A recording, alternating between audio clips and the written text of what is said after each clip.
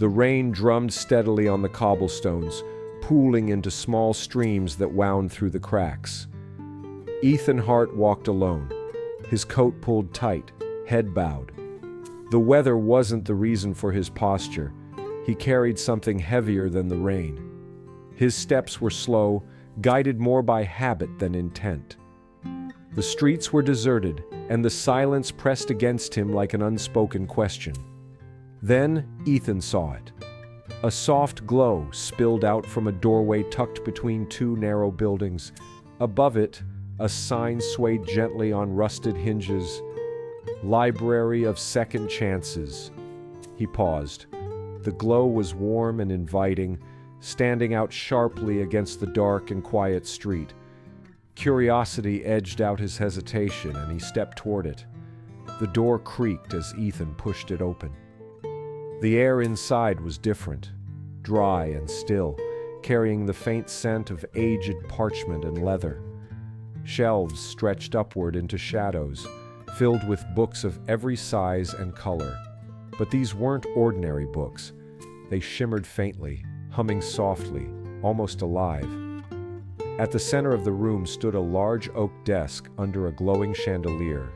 A single book lay open on the desk, its pages gently illuminated. "Welcome," a voice said, soft yet commanding. Ethan turned sharply but saw no one. The library seemed empty. Then his gaze returned to the book on the desk. Its cover bore his name, embossed in gold letters. "What would you do if you could begin again?" the voice asked, filling the room with its presence. Ethan didn't answer. His hand trembled as he reached out and opened the book. The room blurred and shifted. When it cleared, Ethan stood in a school auditorium. The stage lights were harsh, casting a spotlight on a boy standing just off stage. The boy was younger, 16, maybe 17, nervously clutching a crumpled piece of paper. His younger self. "I can't do it," young Ethan muttered to a teacher standing nearby. "You've practiced for weeks," the teacher said, leaning down. "What's stopping you now?" "I'm not good enough." Young Ethan's eyes flicked to the empty seats and then back to the teacher. He shook his head and stepped back into the shadows. Ethan watched, a pang of regret tightening his chest. He remembered this moment clearly, the play he never auditioned for. He'd told himself it didn't matter, but the sting of walking away never left him. The scene froze. The voice returned. "Would you change this?" "Yes," Ethan whispered, his voice breaking slightly. The memory rewound. This time, young Ethan hesitated but stepped forward. The stage lights found him, and he opened his mouth. His voice was shaky at first, uncertain. But as the words flowed, his confidence grew. By the end, he stood tall, delivering each line with purpose. The once empty seats erupted into applause. The scene dissolved into light. Ethan blinked and realized he was back in the library. The book on the desk glowed brighter. "Fear silences potential," the voice said. "But courage writes a different story." Another book floated gently toward Ethan, stopping just within reach. Its spine read, "Bonds Broken." He opened it, and the library disappeared. Ethan was now sitting at a small table in a cafe. Rain tapped against the window. Across from him sat Ellen Rivera, their face tight with anger. "You always think you're right," young Ethan snapped, leaning forward. "You don't even try to understand me," Ellen shot back. The argument spiraled, heated words cutting deeper until young Ethan stood abruptly. He grabbed his coat and stormed out, leaving Ellen behind, stunned and hurt. Ethan swallowed hard. He'd replayed this memory countless times, wishing he'd handled it differently. The scene froze.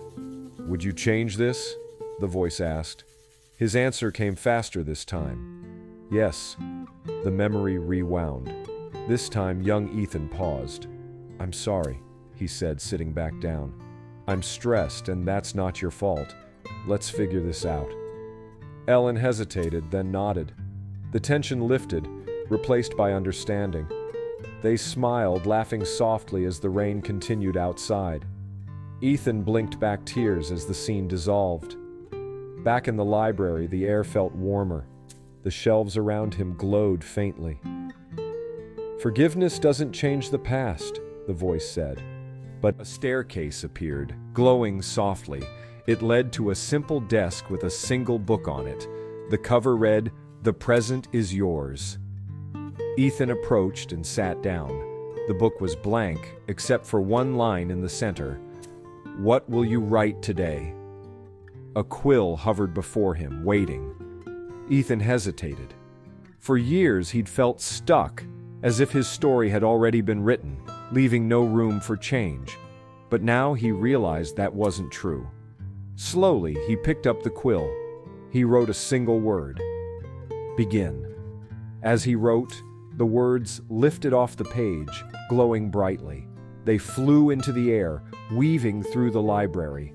Shelves rearranged themselves, their spines glowing with new titles. The library seemed to hum with life.